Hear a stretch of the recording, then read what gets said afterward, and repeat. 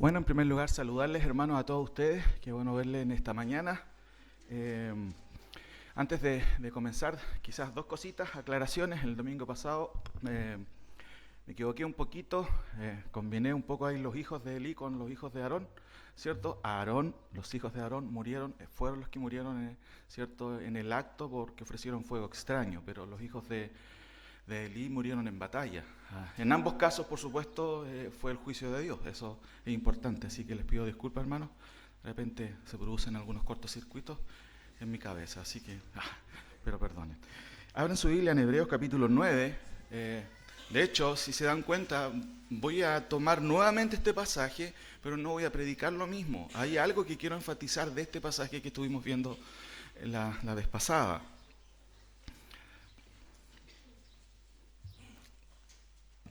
Como dice ahí, la relación entre la conciencia y el culto verdadero, de eso quiero hablar.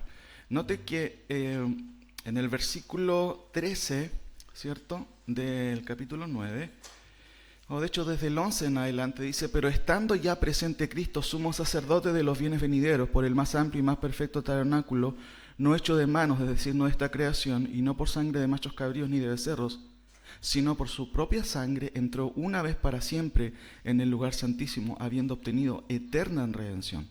Porque si la sangre de los toros, dice el texto ahí, y de los machos cabríos y las cenizas de la becerra rociadas a los inmundos santifican para la purificación de la carne, cuánto más la sangre de Cristo, el cual mediante el Espíritu Eterno se ofreció a sí mismo, dice el texto ahí, sin mancha a Dios, limpiará, ¿qué cosa? Vuestras conciencias de obras muertas para que sirváis al Dios vivo. Ahora, prosiguiendo con esto y una pequeña recapitulación, ¿cierto? Hemos visto que todo lo que estamos viendo tiene que ver con esto, con Cristo, con la superioridad de Cristo. Esa es la tesis del autor, ¿cierto? Recuerden que el autor está escribiendo a una audiencia esencialmente judía que está dudando de si Cristo es suficiente o hay que agregar más cosas al culto en este caso, ¿cierto?, a Dios. Habrá que volver a ciertos rituales, quizás es insuficiente, a lo mejor necesitamos hacer más cosas. Esa era la tendencia, el peligro que había, y de hecho hay un hilo rojo conductor en toda la epístola donde hay varias advertencias. Lo hemos visto ya, miren, acompáñenme solamente para recordar lo que ya hemos visto, capítulo 2, por ejemplo, después de la tremenda presentación inicial, ¿cierto?, del autor, en el versículo 3 del capítulo 2, ahí tenemos la primera advertencia. ¿Cómo escaparemos nosotros si descuidamos una salvación tan grande? Se pierde la salvación. Algunos piensan que eso es así, pero eso se deduce de una lectura superficial del texto. En el contexto se refiere, ¿cómo escaparemos nosotros si descuidamos, ¿cierto?, en este caso, un mensaje? Esa es la idea. Noten el versículo 1. Por tanto, es necesario que con más diligencia atendamos a las cosas que hemos. ¿Qué se oye? ¿O qué oyes tú? Un mensaje. Porque si la palabra dicha por medio de los ángeles fue firme y toda transgresión y desobediencia recibió justa retribución, ¿cómo escaparemos nosotros si descuidamos una salvación tan grande, la cual, habiendo sido anunciada primeramente por el Señor, no fue confirmada por los que oyeron? Tiene que ver con un mensaje que se escucha. Entonces el autor dice, ¿cómo te vas a escapar, cierto? ¿O cómo podrías escaparte no solamente de la retribución, porque de hecho está hablando de la retribución de parte de Dios, pero también cómo te puedes escapar o cómo nos podemos escapar si descuidamos un mensaje de salvación tan grande?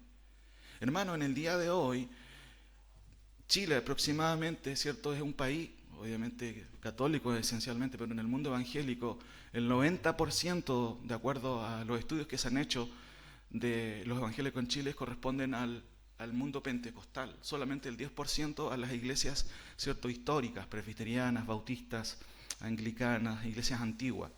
¿Qué significa eso? Hay muchas personas, hermano, en el universo general de quienes son evangélicos, que en realidad nunca han escuchado de verdad el mensaje de salvación. Hay personas que son culturalmente evangélicas, pero nunca han sido nacidos de nuevo. Espero que en nuestra congregación, ¿cierto?, eso no ocurra, pero tristemente a veces ocurre. Que puedes acostumbrarte, ¿cierto?, como vamos a ver, a un culto religioso, ritualista, pero nunca ha afectado tu corazón. Por eso el autor dice, ¿cómo escaparemos si descuidamos un mensaje tan grande? La prioridad, ¿qué es? Venir a escuchar la palabra de Dios. Si tú eres creyente, tu prioridad es, vamos a escuchar la palabra de Dios. No podemos descuidar un mensaje. Y note, ¿qué tipo de mensaje es? Dice, tan gran mensaje. Dice ahí, ¿cómo escaparemos nosotros si descuidamos, ¿cierto?, una salvación, perdón aquí, tan grande, un mensaje tan grande de salvación. Después, si ustedes avanzan un poquito, ¿cierto?, tenemos también en el versículo 7 del capítulo 3 otra advertencia. Versículo 7 del capítulo 3. Por lo cual, como dice el Espíritu Santo, qué interesante, como dice el Espíritu Santo, si oyeres hoy su voz, ¿qué dice? No endurezcáis vuestros corazones, no te cierres internamente. Qué triste es cuando el corazón se pone duro, hermano. Ya no hay más remedio. Por supuesto que Dios puede quebrantar cualquier corazón. Dios tiene el poder para hacerlo. Pero aquí Él vuelve a advertir y de hecho recuerda a la generación pasada, a los parientes de los oyentes. No endurezcas tu corazón. No, yo sé lo que hago. ¿Qué me vienen a aconsejar a mí? Ahí vemos un corazón ya duro, que no acepta corrección. Si seguimos adelante, ¿cierto? En el versículo 11 del capítulo 5. Acerca de esto tenemos mucho que decir y difícil de explicar. ¿De qué? Del tema de Melquisedec, un tema que no era sencillo. Y él dice, pero ¿por qué es difícil de explicar? Dice, por cuanto os habéis hecho tardos para oír. Porque debiendo ser ya maestros después de tanto tiempo, ¿cierto?, tenéis necesidad de que se os vuelva a enseñar cuáles son los primeros pasos de la fe. Eso es lo que está diciendo el autor. Eso es una exhortación, es un reto en el fondo. Tanto tiempo en la iglesia y todavía no sabes la diferencia entre lo bueno y lo malo. Después, ¿cierto?, avanza el texto, el autor, y llegamos a nuestro capítulo en donde el autor va a exponer, ¿cierto?, y sigue exponiendo lo que tiene que ver con la superioridad de Cristo. Noten un último versículo en el capítulo 10, versículo 28. El autor recuerda lo que pasaba en el Antiguo Testamento y dice, el que viola la ley de Moisés por el testimonio de 2 o 3 testigos muere irremisiblemente. Eso es lo que pasaba en el Antiguo Testamento. Y aquí hace una pregunta retórica. ¿Cuánto mayor castigo pensáis que merecerá el que pisoteare al Hijo de Dios y tuviere por inmunda la sangre del pacto en la cual fue santificado e hiciere afrenta al Espíritu de gracia? No sé, hermano, si usted está entendiendo lo mismo que yo, pero eso es una advertencia fuerte. Si ignoras a Cristo, lo que Dios ha hecho, bueno, ¿qué crees que va a suceder? Ignorar a Cristo implica ignorar la palabra de Cristo también. No solamente la obra de Cristo, sino la palabra, lo que Él ha dicho. Ahora, entendiendo cierto el contexto, el autor tiene la necesidad de presentar a Cristo en su superioridad. Cristo es superior y suficiente. No necesitas nada más. Eso es lo esencial. Ahora, notemos cierto ahí algunas cosas. Cristo es sumo sacerdote de una orden superior. Cristo es nuestro precursor al cielo. Cristo es sumo sacerdote eterno y Cristo es el fundamento del nuevo pacto. Es una pequeña recapitulación. Y la división de nuestro pasaje básicamente se divide en dos grandes cuadros. La debilidad del pacto antiguo. Noten, cierto, que del versículo 1 en adelante el autor va a explicar, esto ya lo habíamos leído, ahora bien, dice, aún el primer pacto tenía ordenanzas de culto y un santuario terrenal porque el tabernáculo estaba dispuesto así. Y ahí se va a explicar en qué consistía lo que vimos el domingo pasado. ¿Cómo estaba hecho el tabernáculo? ¿En qué estaban constituidos? ¿En cuántas partes? ¿Cierto? Vimos que habían varias partes. El patio, el lugar santo, el lugar santísimo. Y él lo trata de explicar. Y ahí, en el versículo 6, por ejemplo, dice, y así, dispuestas estas cosas, el orden del tabernáculo, En la primera parte del tabernáculo entran los sacerdotes continuamente para cumplir los oficios del culto, pero en la segunda parte solo el sumo sacerdote, o sea, en el lugar santísimo, una vez al año, no sin sangre, la cual ofrece por sí mismo y por los pecados de ignorancia del pueblo, dando al Espíritu Santo a entender con esto, que aún no se había manifestado el camino al lugar santísimo, entre tanto que la primera parte del tabernáculo estuviese en pie, ¿cierto? Ahora, noten el versículo 9, ahí está el propósito del tabernáculo, lo cual, todo lo que tenía que ver con eso y que se replica en el templo después, lo cual es símbolo para el tiempo presente, según el cual se presentan ofrendas y sacrificios, y subraya ahí, que no pueden hacer perfecto en cuanto a la conciencia al que practica ese culto. Hermano, el tabernáculo, lo que se hacía en el templo, era algo, ¿cierto?, que no fue hecho con un propósito definitivo. ¿Por qué? Porque no había poder en ello. Sin duda que había algo ahí que podría ayudar, en este caso, ¿cierto?, al oferente, a la persona que se acercaba, que era consciente, ok, he pecado, tengo que ofrecer un animal, tengo que ir al tabernáculo, pedir misericordia a Dios. Pero ¿por qué no era eficiente? Nota en el versículo 10, ya que consiste solo de comidas y bebidas, de diversas abluciones, ¿cierto? Bautismos tiene que ver con eso, en agua, y ordenanzas acerca de la carne impuesta hasta el tiempo de reformar las cosas. O sea, eso no era el plan de Dios definitivo. Y llegamos al 11 y hay un cambio radical. ¿Por qué?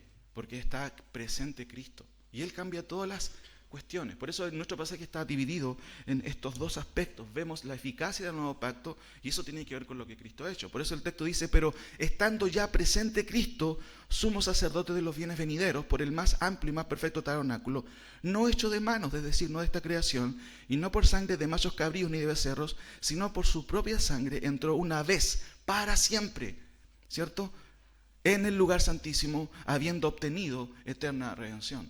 ¿Se acuerdan cuando murió Cristo? Los últimos pasajes y capítulos de Mateo, ¿qué sucedió? Lo estuvimos viendo el domingo pasado. Se rasgó el velo. Y el velo en el tabernáculo separaba ¿qué cosa? El lugar santo del lugar santísimo.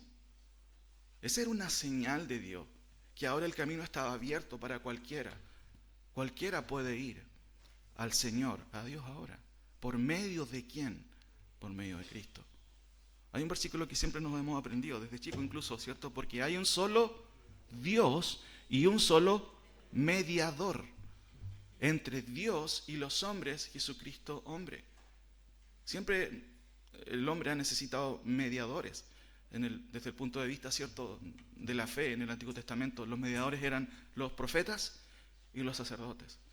Pero ahora nosotros podemos entrar al lugar santísimo, ¿cierto?, entre comillas, por medio de la fe, por medio de Cristo. Y eso es el mensaje del autor. Ahora recordemos un poquito esto, lo cual es símbolo para el tiempo presente, según el cual se presentan ofrendas y sacrificios que no pueden hacer perfecto en cuanto a la conciencia al que practica ese culto. ¿Por qué era ineficaz el sistema antiguo? Dice que no pueden hacer perfecto, completo, en cuanto a la conciencia al que practica ese culto. Y en eso consistía la debilidad del antiguo pacto. No podía, ¿cierto?, entrar adentro en el interior del hombre y hacer un cambio radical, ontológico, ¿cierto? Ontológico tiene que ver con el ser, con lo que está adentro. Lo único que hacía el tabernáculo era mostrar un camino y de hecho también había una esperanza ahí que algún día Dios iba a hacer algo superior y definitivo. Por eso el texto dice que Cristo no entró con sangre de becerro, sino con su propia sangre. ¿Y qué obtuvo, hermanos? Qué increíble. Obtuvo eterna redención. El texto mismo está diciendo, ¿cierto?, en qué consiste la clase de salvación que ofrece el Señor. Eterna salvación, eterna redención. La palabra redención significa rescate, ¿cierto? Ahora, el tema, ¿cierto?, que estamos viendo tiene que ver con la relación entre la conciencia y el culto verdadero, ¿cierto? Y una buena pregunta para seguir con esto es la siguiente. ¿Qué es la conciencia? Estamos viendo lo que está relacionado, ¿cierto?, con esto. Y en esto quiero explayarme un poquito.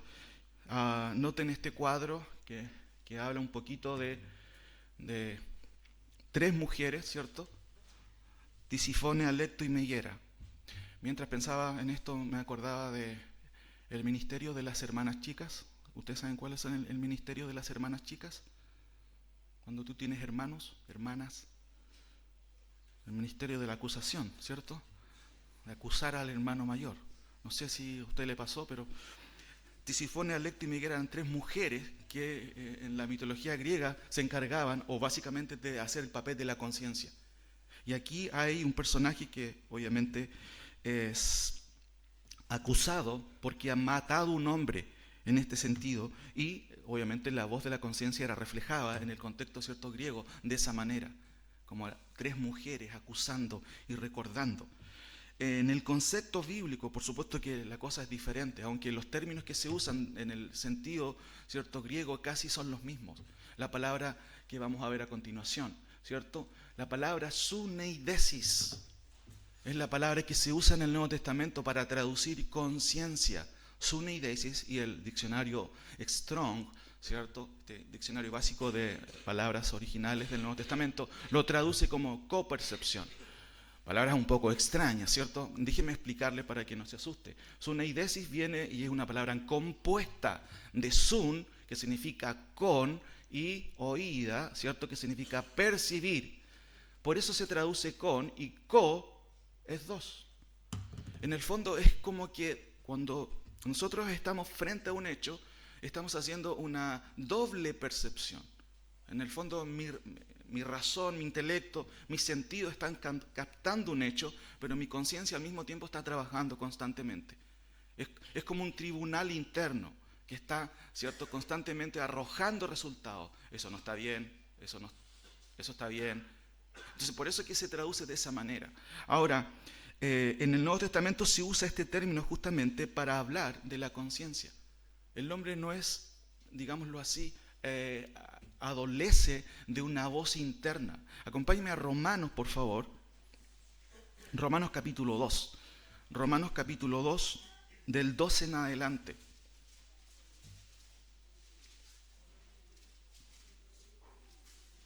Romanos capítulo 2, del 12 en adelante.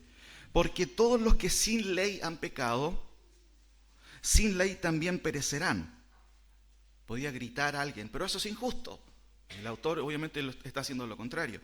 Está diciendo, todos son conscientes de algo. Después dice, y todos los que bajo la ley han pecado, por la ley serán juzgados, porque no son los oidores de la ley los justos ante Dios, sino los hacedores de la ley serán justificados. Porque cuando los gentiles que no tienen ley hacen por naturaleza lo que es de la ley de Dios, estos aún, ¿cierto?, aunque no tengan la ley, aunque no la tomen en cuenta, ¿cierto?, son ley para sí mismos. ¿Por qué? Versículo 15, miren. Mostrando la obra de la ley escrita en sus corazones, dando testimonio su conciencia y acusándoles o defendiéndoles sus razonamientos. En el día en que Dios juzgará por Jesucristo los secretos de los hombres conforme a mi evangelio. Hay personas que no profesan la fe cristiana, pero siguen con su conciencia activa. No tienen, ¿cierto?, o no adolecen de un tribunal interno que les dice, te pasaste de roscas, como dicen los argentinos, ¿cierto? Te pasaste del límite. Todas las personas tienen una conciencia porque Dios dotó al hombre de una conciencia. Por eso tenemos, ¿cierto?, tribunales, tenemos, bueno, no son muy buenos los tribunales, casi, obviamente están corruptos también por producto del pecado. Tenemos policías, ¿cierto? Tenemos todo un sistema jurídico que funciona en base a eso. Y de hecho, la conciencia implica 2 axiomas que son invariables. Primero, que el hombre es consciente de sus actos, ¿cierto? Y segundo, que el hombre es responsable de sus actos. No, yo no sé, no sabía lo que hacía. En determinado momento, ¿cierto? Los bebés quizás no tienen esto desarrollado, pero tienen innato en la conciencia y van aprendiendo, van ejecutando de la medida que van creciendo, ¿cierto?, el ejercicio de su conciencia. Le preguntas a tus hijos cuando son chicos, cuando hacen algo malo, ¿cierto? ¿Por qué hiciste esto? Bueno, generalmente los niños nacen, ¿cierto?, de manera, como ya lo hemos visto en la Biblia, y la Biblia lo dice, nacen en pecado, nacen ya desviados. Y la tendencia es, ¿cierto?, muchas veces a a negar lo que han hecho. Y a veces nos mienten en la cara, ¿cierto? Y no son, ni se arrugan, como decimos, ¿cierto?, para mentir. Y bueno, tristemente a veces eso lo vemos en personas ya grandes.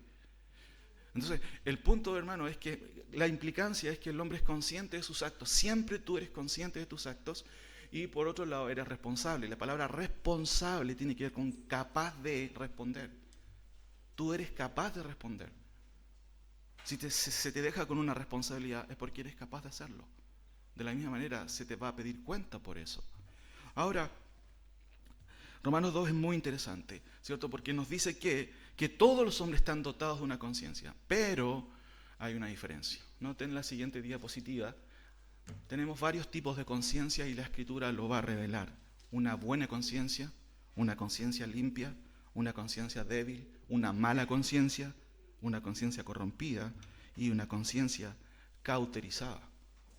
Ahora, ¿cuál es la implicancia de esto? ¿Cuál es el sentido? Notemos también la siguiente diapositiva. Buena conciencia es una conciencia operativa, que funciona bien, ¿cierto? La conciencia siempre está funcionando todo el tiempo, antes, durante y después de un hecho o de un acto. ¿Lo hago o no lo hago? Chuta, si me ven aquí y después tengo que confesar. ¿Te das cuenta? La conciencia nunca está apagada, siempre está funcionando. Sin embargo, esa conciencia, como vamos a ver ahora, puede estar débil, corrompida e incluso insensible. ¿Qué es buena conciencia? Una conciencia operativa. El término que se usa ahí es un término general para hablar de una buena conciencia que funciona bien. Ahora, ¿qué es limpia conciencia? También tiene que ver con una conciencia íntegra, una conciencia limpia, una conciencia purificada. De hecho, el término que se usa es cátaros, lo hemos visto varias veces, ¿cierto? O catarizo, el verbo es catarizo, pero aquí es cátaros, se usa como adjetivo para referirse a una conciencia limpia. Decía un dicho que la mejor conciencia o la mejor almohada es una conciencia limpia. Cuando te acuestas, ¿cuántas vueltas das por lo que has hecho en el día? Chuta, a veces no puedes dormir, a veces tienes problemas. Y es porque tu conciencia te está hablando o está delatándote. Recuerden que es como un tribunal interno que dice, no, eso no estuvo bien. Ahora, limpia conciencia, como ya dijimos, tiene que ver con una conciencia íntegra que ha sido, ¿cierto?, transformada.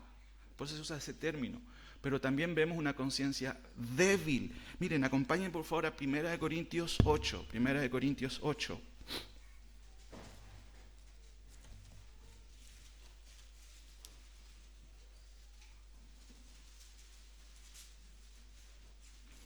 Noten el versículo 5 en adelante. Pues aunque haya algunos que se llamen dioses, sea en el cielo o en la tierra, como hay muchos dioses y muchos señores, falsos por supuesto, para nosotros, sin embargo, solo hay un Dios, el Padre del cual proceden todas las cosas, y nosotros somos para Él, y un Señor Jesucristo, por medio del cual son todas las cosas, y nosotros por medio de Él.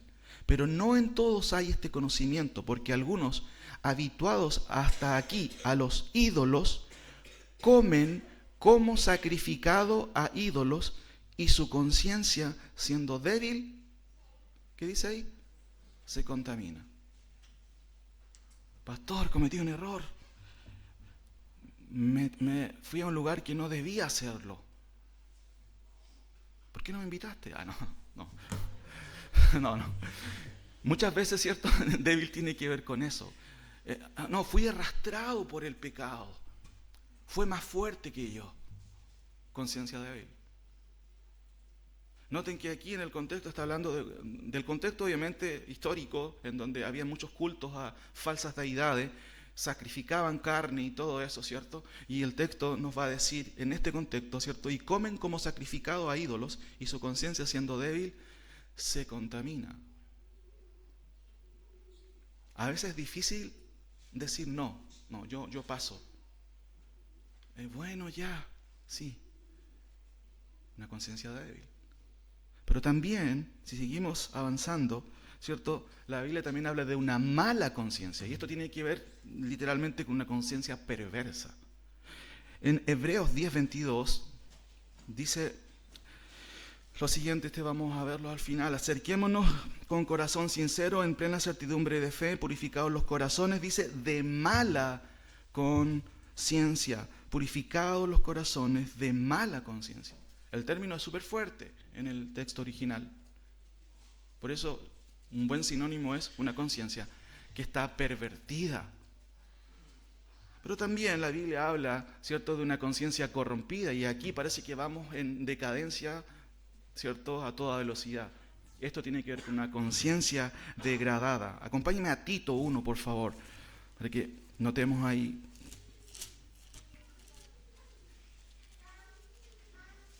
Tito 1, leamos del versículo 10 en adelante. Tito 1, del 10 en adelante. Noten el contexto, Pablo tiene que mandar a Tito a una isla, ¿cierto? Y él le dice que tiene que corregir lo deficiente y establecer ancianos en cada ciudad. Por favor, Tito, anda allá y regula la situación en las iglesias.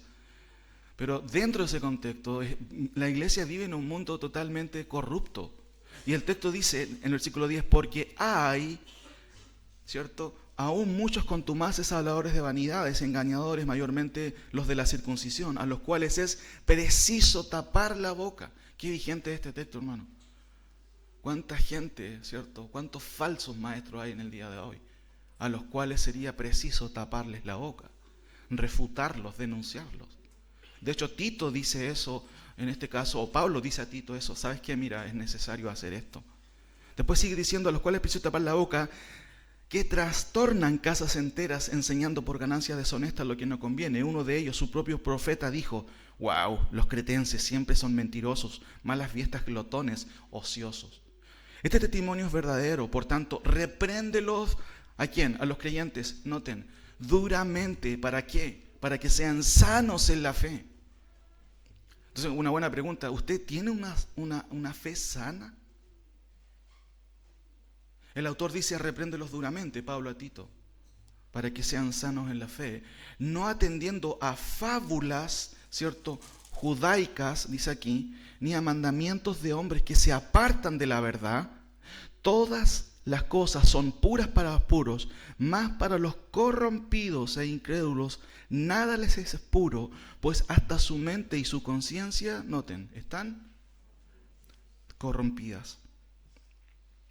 Ahora, finalmente, y esto es la decadencia más baja, la Biblia habla también de una conciencia cauterizada. Acompáñenme a 1 Timoteo, un par de hojas antes, 1 Timoteo capítulo 4. 1 Timoteo capítulo 4.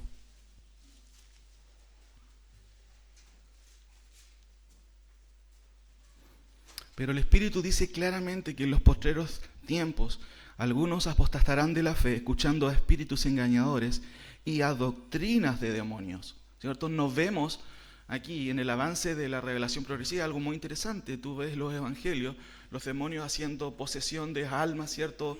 Los demonios poseen las almas, pero aquí vemos demonios inteligentes, ¿cierto? Porque dice doctrinas de demonios. ¿Qué es una doctrina? Es un concepto errado. En el día de hoy, las falsas doctrinas, hermanos, se manifiestan justamente no por personas echando espuma por la boca, sino por personas siguiendo maestros falsos, creyendo ideas incorrectas. De esa manera trabaja Satanás también, levantando, ¿cierto?, como dice Pablo a los Corintios también, fortalezas, ¿cierto?, que se levantan contra el conocimiento de Dios. Y eso tiene que ver con conceptos, con filosofías que se levantan contra lo que Dios dice. Y si usted pone ojo, en el día de hoy estamos viviendo en una era en donde a lo malo se le llama bueno y a lo bueno se le llama algo retrógrado. Un ejemplo concreto, la ideología de género está metido en todos lados. Hay gente que ve a los demonios en cualquier cosa, pero no lo ve en ese tipo de cosas, ¿cierto? Las ideologías, hermanos, son propias y vienen del infierno, como la ideología de género. Ahora, el texto dice, engañadores, ¿cierto? Y seguirán o escuchando espíritus engañadores y a doctrinas de demonios por la hipocresía de mentirosos que teniendo cauterizada la conciencia prohibirán casarse y mandarán abstenerse de alimentos que Dios creó para que con acción de gracias participasen de ellos los creyentes, los que han conocido la verdad. Prohibirán casarse. ¿Quién prohíbe casarse en el día de hoy? ¿Por qué los sacerdotes no pueden casarse? ¿De dónde surgió esa doctrina? De allí el resultado que ha traído eso, ¿cierto? La tremenda corrupción que hay dentro justamente de lo que, entre comillas, se puede decir Iglesia Católica. Tristemente, también hay casos de pastores en iglesias que han caído también en eso. En violaciones, ¿cierto? A niños, en abusos a niños y todo eso. ¿Y qué dice la Biblia? Bueno, eso surge solamente de doctrinas de demonios, nada más. Ahora, hermanos, ¿qué es tener una buena conciencia? Y aquí noten, tenemos la conciencia, tenemos la ley de Dios y tenemos la conducta. Y esta es una buena pregunta para nosotros ahora. ¿Qué es tener buena conciencia? Noten la figura aquí, ¿cierto? La buena conciencia es una coincidencia entre la ley de Dios y la conducta. Tenemos buena conciencia cuando eso es coherente. En el día de hoy, ¿cierto? Muchas personas profesan ser creyentes, pero son incoherentes con lo que dicen creer, lo teórico, y lo que hacen en su vida. Eso es inconsecuencia. La buena conciencia es cuando mi conducta, ¿cierto?, está de acuerdo con lo que el texto bíblico me dice. Ahora, implica, por supuesto, coincidencia con lo que Dios ha dicho, implica coherencia entre los hechos y la teoría cristiana. Hermanos, todos los domingos estudiamos la palabra del Señor, pero ¿dónde se expresa la teoría cristiana? En la conducta cristiana. ¿Hay una coherencia ahí? Pablo en Hechos 23:1, no lo busquen, dice: entonces Pablo, mirando fijamente al concilio, dijo: varones hermanos, yo con toda buena conciencia he vivido delante de Dios hasta el día de hoy, conciencia sin ofensa ante Dios y ante los hombres. ¿Podemos decir que tenemos buena conciencia? ¿Usted puede decir, yo tengo buena conciencia?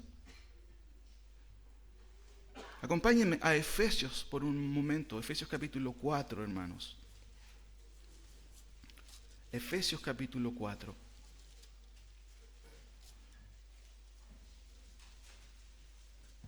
El versículo 17 en adelante. ¿Por qué Pablo tiene que escribir esto a una iglesia?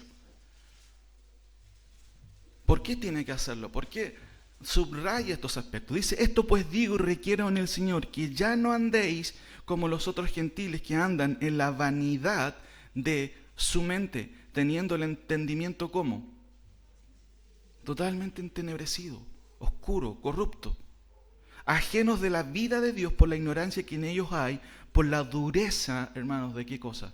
De su corazón, los cuales después que perdieron toda sensibilidad, ¿cierto? No sé si entiendes este concepto, pero sensibilidad significa reaccionar, obviamente, tener la capacidad de reacción. Hace años conocimos un hermano que su hijita era muy porfiada y constantemente paseaba por la estufa, y él un día tomó a su hija, no es un consejo para los padres, pero la tomó y la acercó a la estufa y puso sus manitos, y cuando ella empezó a sentir el primer dolor, él sacó las manos, y santo remedio, nunca más se acercó a la estufa. ¿Por qué? Porque fue sensible, se dio cuenta, esto es Yaya. No es una receta para ustedes para que lo haga, por supuesto. El papá no tenía la intención de quemar a su hija, tenía la intención de que fuera consciente del peligro que hay. Y aquí noten el texto lo que está diciendo: los cuales después que perdieron toda sensibilidad, ¿cierto? Dice más ahí, se entregaron a la lascivia para cometer con avidez toda clase de impureza. Hermano, es increíble lo que uno puede ver en redes sociales, ¿cierto? Muchas veces está ahí presente diferentes tipos, ¿cierto?, de conductas totalmente, ¿cierto?, corruptas, totalmente, ¿cierto?, distorsionadas. ¿Por qué? Porque hay una pérdida de la sensibilidad. Ya no se siente lo malo, para nada. Ahora, Noten el contraste que hace Pablo en el versículo 20. Mas vosotros no habéis aprendido así a Cristo, si en verdad le habéis oído y habéis sido por él enseñados conforme a la verdad que está en Jesús. Ahora, notemos un par de pasajes. ¿Por qué Pablo dice esto? ¿Cierto? Noten el versículo ahí 20 al 21. La verdad, hermanos, implica cambios. Jesús dijo, yo soy el camino, la verdad y la vida. ¿Te has acercado a Cristo? ¿Crees realmente en Cristo? Porque el acercarte a Cristo implica cambios. Implica, ¿cierto?, un avance en la vida, en el sentido espiritual, por supuesto. Más vosotros no habéis aprendido así a Cristo. Por eso que Pablo dice, bueno, si en verdad, ¿cierto?, le habéis oído y le habéis sido por él enseñados conforme a la verdad.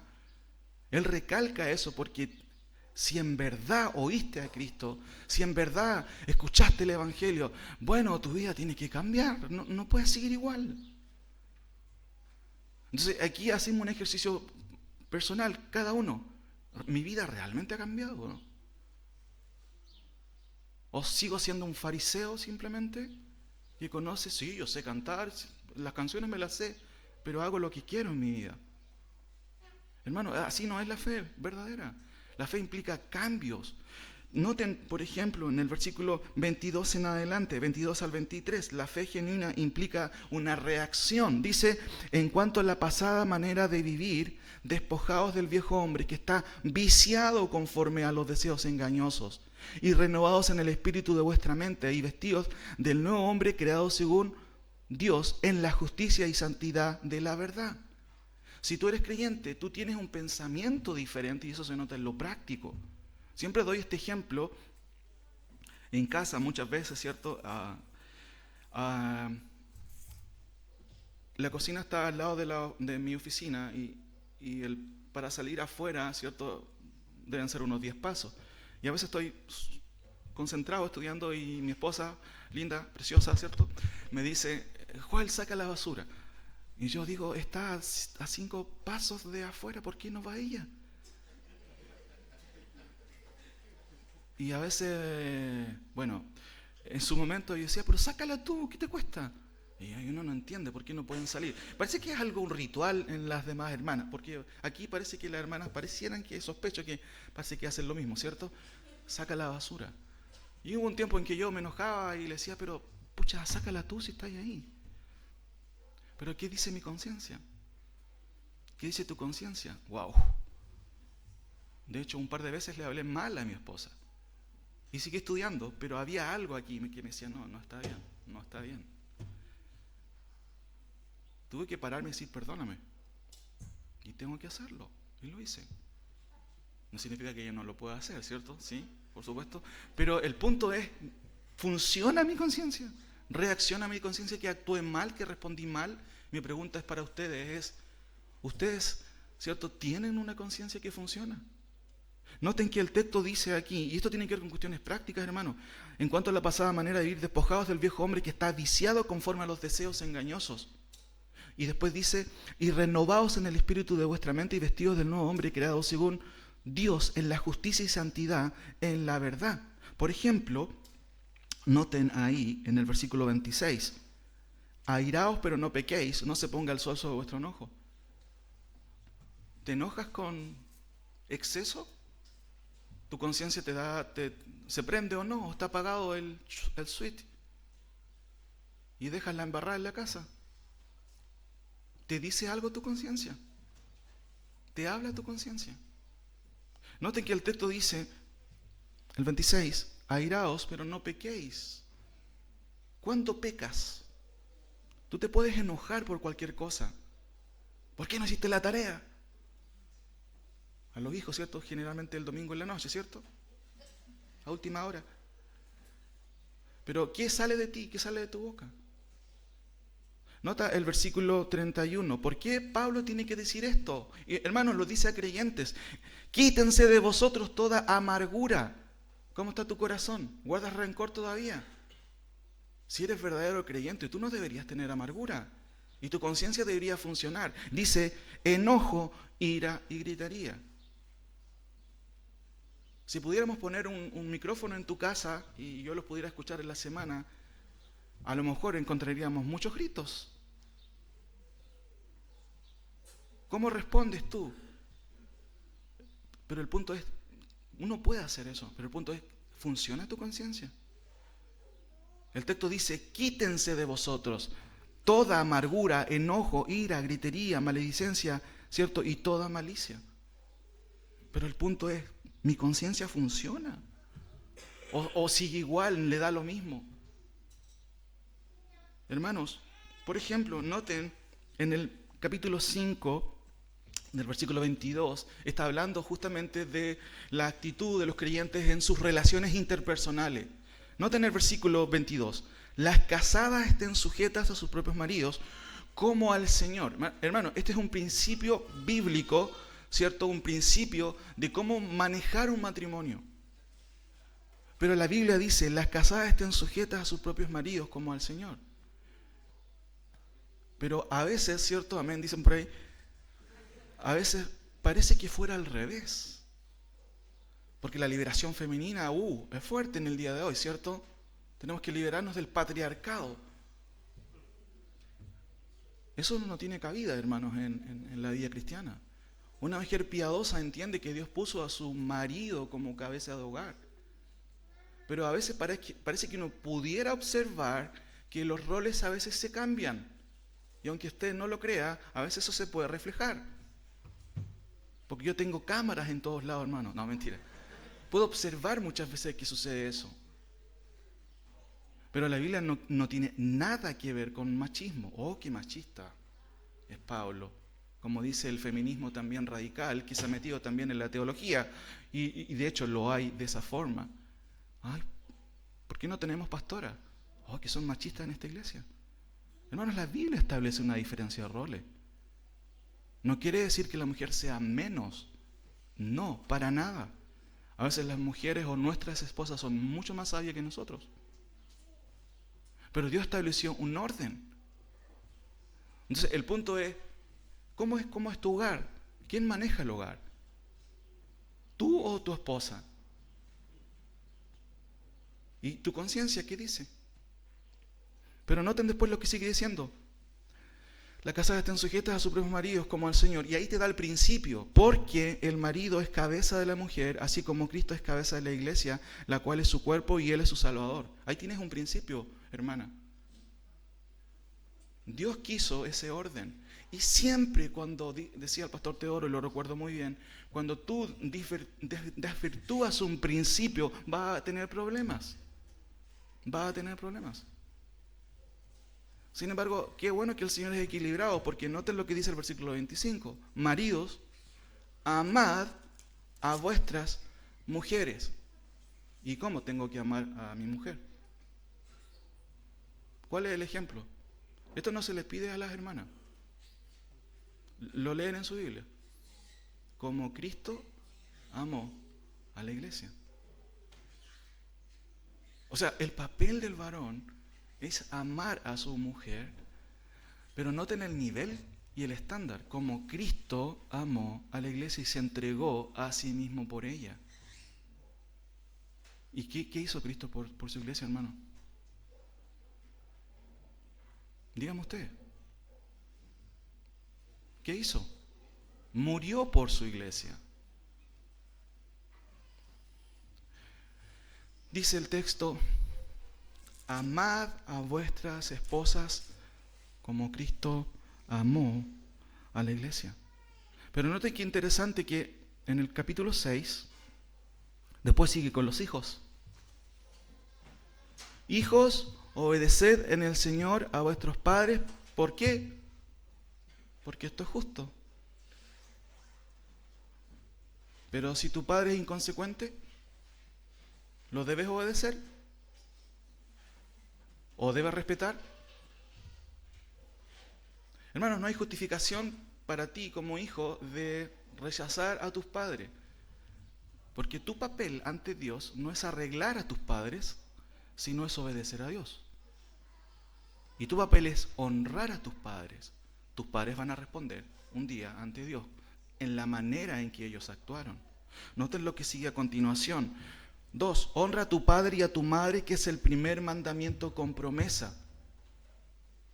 Está bien, mi papá es un cero a la izquierda, ¿cierto? Y hay muchas realidades a veces en las iglesias de familias, ¿cierto? A lo mejor en donde las mamás han tenido que suplir las necesidades porque el marido no ha sido capaz de llevar las responsabilidades o no ha querido asumir su papel como creyente.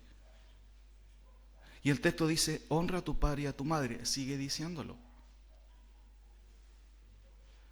Mientras pensaba en esto, me acordaba de casos. Mi padre, por ejemplo, el pastor Teodoro, tuvo un hogar, un infierno de hogar. Un padre muy malo con él. ¿Tenía derecho él a pasar por alto este mandamiento? Nadie tiene ese derecho. Tu papel es honrar a tus padres, no importa cómo ellos sean. Eso no significa que tienes que aprobar lo que ellos hacen, esa es otra cosa. Pero tu papel es honrar a tus padres. Dios se va a encargar de tratar con él en su momento. Pero noten lo que dice después, y esto nos olvidamos muchas veces nosotros. Honra a tu padre y a tu madre, ¿cierto? Que es el primer mandamiento con promesa, para que te vaya bien y seas de larga vida sobre la tierra. Entonces, una buena pregunta, ¿quieres que te vaya bien? Honra a tu padre, respétalo. ¿Hay buenos padres? Por supuesto. ¿Hay padres que son más o menos? También. ¿Hay padres malos? Sí. Pero el mandamiento sigue estando ahí, hónralos. Pero nota lo que sigue diciendo después, en el versículo 4.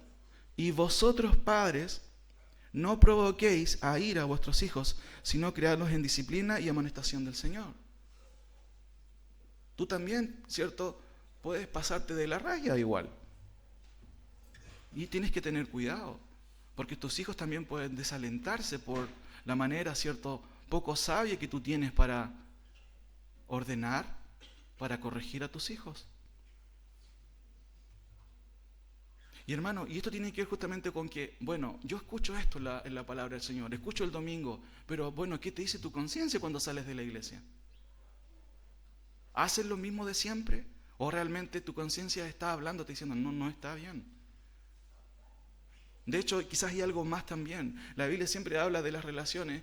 Por ejemplo, en el Nuevo Testamento dice amonestándonos los unos a los otros. Pero también dice amándonos los unos a los otros. Y también dice perdonándonos los unos a los otros. La pregunta es, ¿cuándo te has equivocado? ¿Qué te dice tu conciencia? ¿Qué tengo que pedirle perdón a este? Si tienes una conciencia de ese tipo, es que no tienes una buena conciencia. Porque una buena conciencia te lleva a una coherencia entre lo que dice el texto bíblico y tu conducta. Y esto en todo ámbito de cosas. Mi conciencia me dice, y una buena conciencia me alerta, no está bien, Joel, vuelve, habla con esa persona, pídele perdón, fallaste. Pero a veces, tristemente, hermano, nosotros nos quedamos ahí en nuestro orgullo, ¿cierto? Y tristemente nuestra conciencia no funciona o no la tomamos en cuenta. Ahora, voy terminando con las últimas 3 diapositivas. De acuerdo al versículo 10, volvamos a Hebreos, por favor. Hebreos 9. De acuerdo al versículo 10, ¿por qué el pacto antiguo no puede hacer perfecto la conciencia del cultista o del que ofrecía este culto en el Antiguo Testamento? ¿Por qué no? ¿Por qué no era efectivo? ¿Cierto? ¿Por qué no podía ser perfecto? ¿Qué dice su Biblia? Porque consiste solo en comidas, bebidas y diversas abluciones y ordenanzas acerca de la carne impuesta hasta tiempo de reformar las cosas. Un culto lleno de ritos es inútil. Hermanos, un culto sin predicación bíblica no sirve. Una charla evangélica o un culto basado en una atmósfera emocional no tienen más que un efecto terapéutico, y por eso que vemos muchas iglesias en el día de hoy con una plataforma como un escenario más bien que un púlpito, en donde el púlpito es central. Vemos un escenario, vemos luces, vemos una banda de música tremenda. ¿Y qué genera eso? Atmósfera. Si tú recorres el internet y buscas algunas iglesias, son sesiones terapéuticas, no hay ahí vida espiritual. Por supuesto que las emociones tienen que trastocarse con la palabra de Dios, pero no es el propósito en sí. Por eso hay personas que están cegadas en un contexto cultural en donde básicamente vas a terapia, no vas a un culto de adoración. El culto centrado en el hombre. ¿Cómo estuvo el culto? Oh, precioso, me sentí súper bien. ¿Y qué fue la predicación? Oh, no recuerdo muy bien. Hermanos, qué importante es entender que un culto ritualista no funciona. La Iglesia Católica es una iglesia, ¿cierto? Paul Washer dice, creo que es mucho decir que es iglesia, ¿cierto? Porque es una corrupción en el fondo. Está llena de rituales. Pero hermanos, tú y yo podemos caer en rituales, en venir todos los domingos, escuchar la palabra del Señor y apagar mi conciencia. Y en el fondo pasan años y tú no cambias, sigues igual. Y yo pienso y pensamos, bueno, ¿esta persona es creyente o no? Porque siempre está en lo mismo. Nunca cambia. Ahora, hermanos, Romanos 6, 17, miren, noten qué interesante, vayan ahí. Romanos 6, 17. Romanos 6, 17 dice, pero gracias a Dios, dice Pablo, que aunque erais esclavos del pecado, habéis obedecido de corazón a aquella forma de doctrina a la cual fuisteis entregados. Hermanos, el verdadero culto tiene que ver con una mente estimulada por la palabra del Señor. El viejo predicador inglés Martin Lloyd-Jones dijo lo siguiente, déjenme citar una cita muy interesante. Explicando este texto de Romanos, Pablo les había comunicado la verdad y la verdad está dirigida principalmente a la mente. Cuando la mente la asimila y la entiende, los sentimientos se encienden y mueven y así, a su vez, se persuade a la voluntad y se produce la obediencia. En otras palabras, la obediencia no es el resultado de una presión sobre la voluntad, es el resultado de una mente iluminada y un corazón ablandado por la verdad. ¿Cuántas veces uno puede observar que se presiona a la gente para que haga algo, a veces en ciertos cultos? No. La reacción tuya y mía debe ser el resultado de, ¿cierto?, una comprensión cabal de la palabra del Señor. ¿Se acuerdan de Nehemías 8, cuando el pueblo de Israel retorna justamente del exilio? ¿Y cuál es el fin o el propósito ahí en Nehemías capítulo 8? Miren, vayan ahí por un momento. 3 versículos. Nehemías 8, capítulo 3. Después de 70 años de exilio, el pueblo vuelve, ¿cierto? Pero hay un cambio radical en el pueblo. Tristemente, quizás no duró mucho.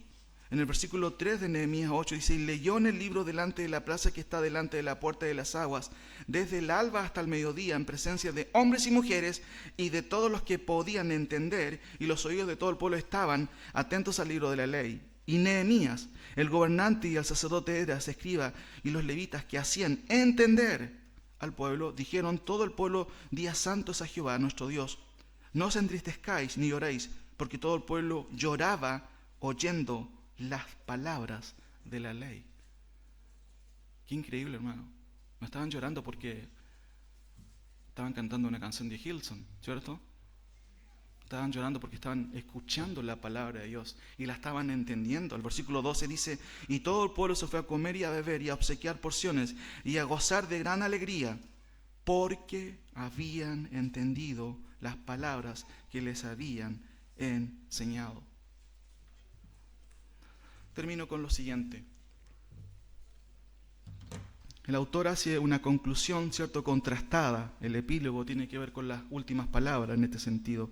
En el versículo 13 y 14, miren, volvamos ahí. Volvamos a leer este versículo que de hecho estuvimos estudiando también el domingo pasado. 13 y 14, ahí hay un péndulo, ¿cierto? Hay un contraste, porque si la sangre de los toros y de los machos cabríos, de las cenizas de las becerras rociadas a los inmundos, santifican para la purificación de la carne, no está diciendo que santificaban internamente, estaban diciendo que tenían cierta utilidad de piedad, pero no tenían el poder eficaz que trajo Cristo. Por eso la pregunta del 14. Bueno, si ayudaba en algo eso, ¿cuánto más crees tú que va a ser la sangre de Cristo? Nota el versículo 14. ¿Cuánto más la sangre de Cristo, el cual mediante el Espíritu Eterno se ofreció a sí mismo sin mancha a Dios, limpiará vuestras conciencias de obras muertas para que sirva al Dios vivo? Ese cuánto más, ¿a qué se refiere? Está diciendo, hermanos, que el sacrificio de Cristo es, por supuesto, superior. El pacto antiguo purificaba externamente y temporalmente. Esta era su debilidad, externamente. Pero el culto verdadero, ¿cierto? En este caso, el culto como consecuencia de la muerte y resurrección de Cristo, habla de algo que es superior. Por eso ahí leemos, en el nuevo pacto basado en la obra de Cristo, purifica internamente de una vez y para siempre. En esto consiste su superioridad, en que hay resultados. Noten el versículo 14. ¿Cuánto más la sangre de Cristo, el cual mediante el Espíritu Eterno se ofreció a sí mismo sin mancha a Dios, limpiará vuestras conciencias? Y la palabra limpiar ahí tiene que ver con purificar la conciencia, con transformar la conciencia. De hecho, el término que se usa ahí, catarizo, habla de la purificación y se usa de la regeneración, hermanos. Limpiará vuestras conciencias de obras muertas. ¿A qué se refiere obras muertas? Se refiere a la idea de presentar un culto ritualista. La limpieza efectiva de nuestra conciencia nos dota justamente de una conciencia cultural escritural que confluye en un deseo por la palabra. El salmista decía, oh, cuánto amo yo tu ley. Hermano, ¿usted puede decir eso? Oh, cuánto amo yo tu ley. Cuánto amo tu palabra, Señor. ¿Por qué, hermanos? Pablo dice, la palabra de Cristo more en, ¿se acuerda? Abundancia. Oh, esta iglesia da mucha Biblia. He escuchado eso, hermano. He escuchado eso. No aquí, por supuesto. En otro contexto, en otro tiempo asistíamos a una iglesia. Colaboré un poco con la enseñanza. Y una de las quejas era que era mucha Biblia, hermano. Qué increíble. ¿Por qué creen ustedes, hermanos, que Pablo dice la palabra de Cristo more en abundancia entre vosotros? Hermanos, lo relevante en un culto centrado en su palabra es justamente la lectura, la exposición y la explicación de la palabra, la comprensión de ella y la aplicación personal, por supuesto, en la palabra expuesta, predicada o enseñada. Leímos en Efesios 5:25 el papel de los maridos, pero noten que aquí hay algo muy interesante. Recuerde que el autor de Hebreos está enfocando en la superioridad del sacrificio vicario de Cristo, pero el Nuevo Testamento me ayuda a entender que en base a la muerte de Cristo y resurrección hay un nuevo pacto y ahora la palabra tiene un poder increíble. Noten, Efesios 5:25, no lo busquen, o si quieren buscarlo, 5:25-27, es maridos, amad a vuestras mujeres así como Cristo amó a la iglesia y se entregó a sí mismo por ella. Miren, para santificarla, habiéndola purificado en el lavamiento del agua, ¿por causa de qué? Por la palabra de Dios. ¿Qué puede purificar tu conciencia? No los rituales. No seguir viniendo a la iglesia o participando o siendo activista. Lo que puede purificar, hermano, tu conciencia es la palabra de Dios. Por eso Pablo dice que la palabra de Dios, ¿qué dice? ¿Se acuerdan lo que decíamos? La palabra de Cristo more en abundancia. Hermanos, tú te puedes dar cuenta, chanfle, parece que mi conciencia no está bien. Hebreos dice, ¿cuánto más la sangre de Cristo, el cual mediante el Espíritu Eterno se ofreció a sí mismo, sin mancha a Dios, limpiará vuestras conciencias de obras muertas? Tú puedes estar aquí, pasar como cristiano, pero a lo mejor no eres cristiano. Y esa es una pregunta que tú tienes que hacerte algún día. Es parte de la sana introspección. ¿Por qué reacciono así? ¿Por qué grito? ¿Por qué no controlo mis emociones? Bueno, hay una posibilidad, sí, por cierto, de que a lo mejor no eres creyente. ¿Por qué no me interesa venir a los estudios? ¿Por qué prefiero ir a jugar a la pelota cuando sé que hay un excelente estudio en la iglesia? ¿O por qué me quedo viendo una serie cuando sé que en el templo hay un estudio? Hermanos, hay una posibilidad, existe una evidente posibilidad que en algunos casos, y yo desconozco sus corazones, y en algunos casos puede que no eres creyente. ¿Y qué pasa si te das cuenta? Chuta, parece que el pastor dice cosas tan extrañas que yo no las veo en mi vida. ¿Qué puedo hacer? Hermanos, tú puedes rendir al Señor dos tipos de culto. Un culto basado en rituales, ceremonias y mantras religiosos, que no sirve de nada. ¿Cuánta gente conoces tú que dice que es evangélico, pero cómo es su vida? Yo espero que ese tipo de gente no esté aquí, por supuesto, pero lo más probable a veces en lo privado, a lo mejor tú eres de una forma diferente y nadie lo sabe. ¿Qué es un culto, hermanos, verdadero? Un culto basado en una conciencia regenerada que responde correctamente a la palabra escrita. ¡Wow! Eso es palabra de Dios. Entonces la pregunta es, ¿tú estás respondiendo a la palabra? ¿Estás cambiando evidencia en tus hechos que realmente has conocido a Cristo? ¿O simplemente pasas por un cristiano evangélico como muchos de los que hay en muchas iglesias que básicamente creen que son cristianos, pero no hay cambios en ellos? Hermanos, el culto lleno de rituales es inútil y no te va a llevar nunca a la presencia del Señor. Por eso una buena pregunta, ¿tú tienes una buena conciencia? ¿Qué culto vienes a ofrecer a Dios? Déjeme terminar con Hebreos 10:22. Y esa es la invitación del autor.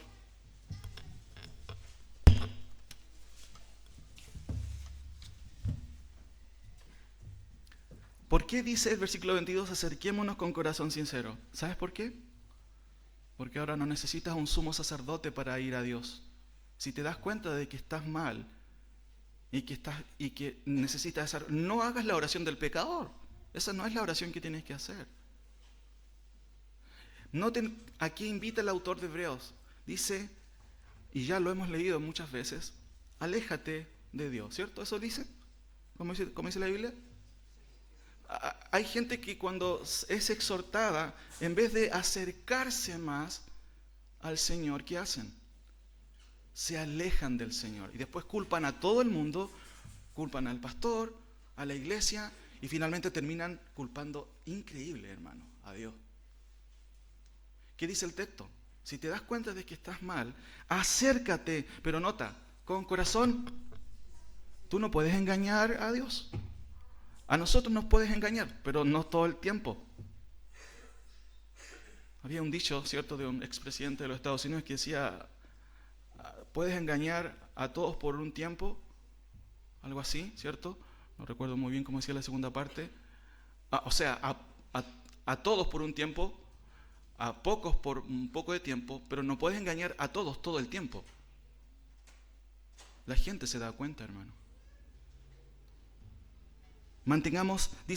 Acerquémonos con corazón sincero. Nota, segunda cosa, acércate, pero no mientas, no simules, porque Dios ve tu corazón.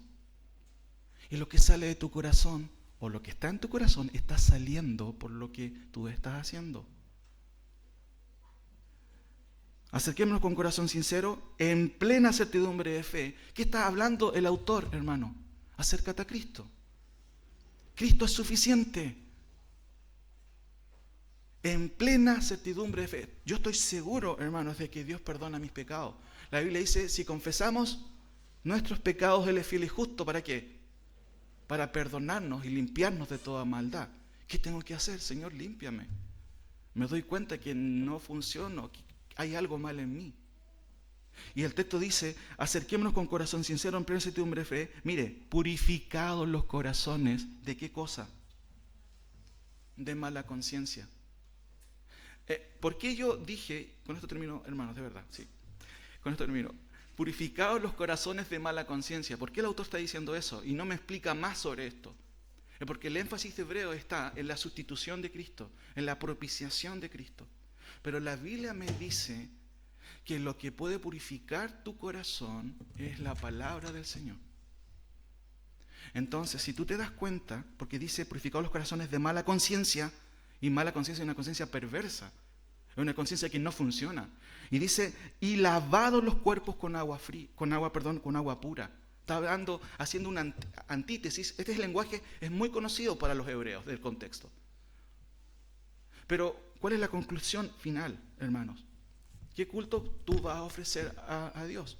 ¿Vas a seguir con los rituales y acallando tu conciencia? ¿O te das cuenta de que, chuta, no estoy bien? A lo mejor no soy creyente. ¿Sabes, hermano? Y con esto de verdad termino. Tú puedes orar al Señor que te dé un corazón nuevo. Si tú te das cuenta de que tu conciencia en realidad o tu vida es incoherente con la vida cristiana, pero pastor, si yo he estado 15 años en la iglesia, no importa, puede haber estado 25 años en la iglesia y capaz que nunca has sido o has nacido de nuevo. Entonces el punto es, ¿qué podemos hacer? No te voy a decir que hagas la oración del pecador otra vez. ¿Cuál debe ser nuestra oración? Lo he repetido muchas veces, Salmo 51. ¿Por qué un hombre tan pecador como David? Eso es lo que no entendía yo cuando era joven. ¿Cómo es posible que David sea conforme al corazón de Dios?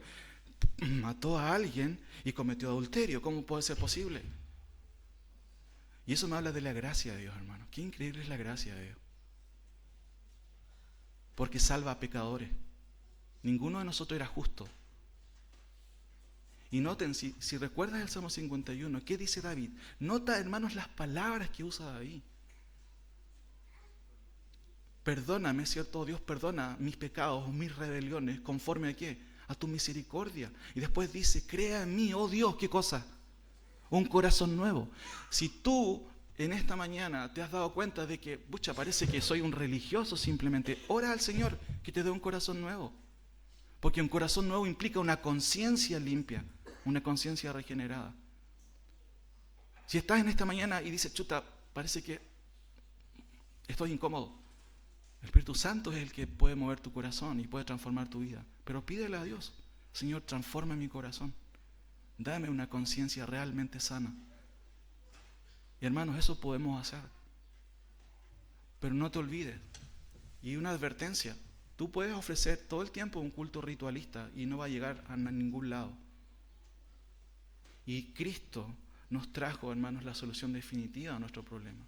Porque no solo Él murió por nosotros o en lugar de nosotros, de pecadores como tú y yo, sino también Él puso las bases para cambiar mi corazón, tu corazón. Oremos. Señor, te doy gracias porque en tu palabra vemos tan claro, Señor, el poder de la cruz, el poder de una obra que solamente tú puedes hacer y transformar. El autor de Hebreos dice que estando Cristo ya presente, las cosas son diferentes. Porque no solamente tú entraste al lugar santísimo, sino que abriste el camino para que podamos rogarte a ti. En este mundo tan humanista y muchas veces en un evangelicalismo humanista, hemos cambiado las fórmulas y hemos pensado que Cristo puede esperar afuera en la puerta y no queremos abrirle la puerta del corazón. Cuando nosotros deberíamos rogar a ti que tú nos ayudes, que nos salves, Señor.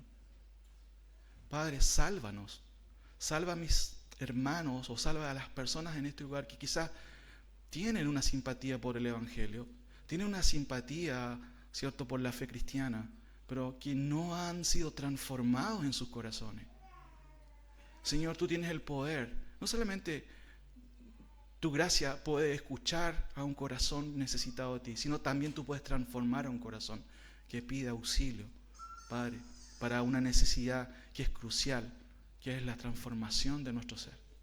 Padre, ayúdanos a ser conscientes. De hecho, hoy día estuvimos estudiando qué significa la conciencia. A no ser inconscientes, Señor, sino a ser conscientes, con conocimiento de la necesidad de un culto verdadero, que implica un corazón renovado. Por favor, Señor, ayúdanos. Haznos conscientes de eso. Y si hay una falta en ello, si hay alguien que necesita, Padre, urgentemente, tú nos ofreces que podamos pedir a ti. Y por supuesto, conforme a tu voluntad.